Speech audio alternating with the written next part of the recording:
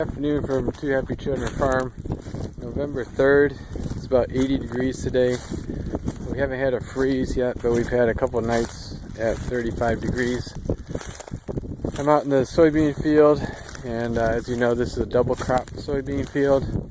We planted the day after corn harvest on July 14th, and I'm just looking at the plant health and seeing where we're at. I'm going to show you two parts of the field. This part of the field is where I loaded up last fall on my potassium and phosphorus program. I had kind of had the suspicion that my soils weren't giving my plants enough available potassium because I had been doing tissue analysis on my corn at weekly intervals through the growing season. And in my corn crop, I was showing shortages or slightly low the entire season.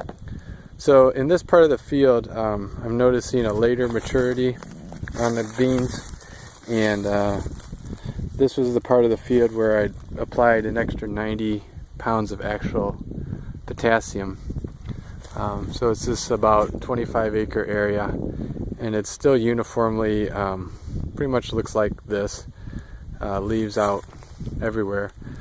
I'd started to get a heads up on the potassium because I had done 4 rows over in my vegetable area, which has probably 150 more parts per million in the soil test for potassium, and those rows are even farther behind than these are as far as maturing. So this group 5 is going to mature, I guess, like everything, depending on how healthy the plant was. And the healthier the plant, the longer it takes to mature and die, which is a good thing.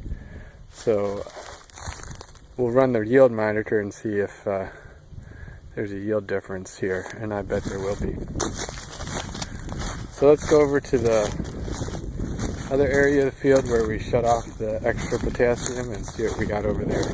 Out at this phone pole is where I shut off the extra potassium last fall, and I didn't refertilize this field, so it went straight from corn into soybeans. That's what most everyone does, and even if I had put more fertilizer out, I don't think it would have been available anyways. So here we are in this area of the field. This had 90 pounds less potassium last fall. And you can see the maturity stage of this area. And I saw a trick from Soybean Farmer who's been excellent. These are starting to fall off, but they're still pretty green and twiny.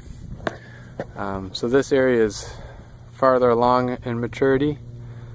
We'll see if it makes a yield difference, but I think you can see a night and day difference in how the plants look compared to where I just was filming.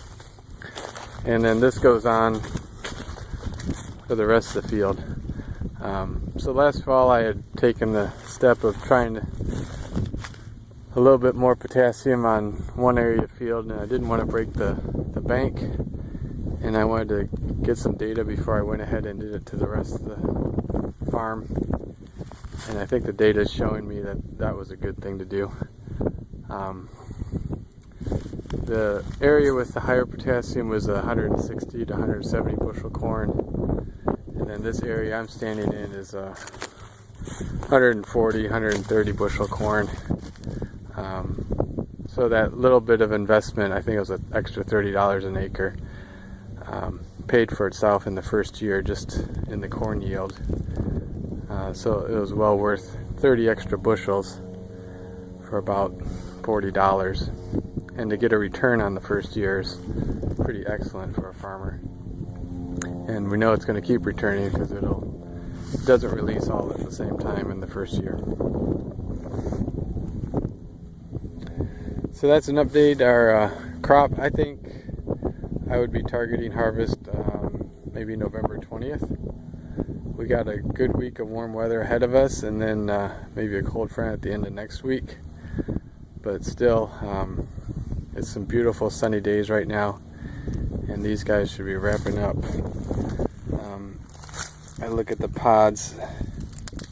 This is a determinate variety, so they're short, but the pods are really stacked in there. So I can't really complain that I'm short on pods. That's what it looks like inside.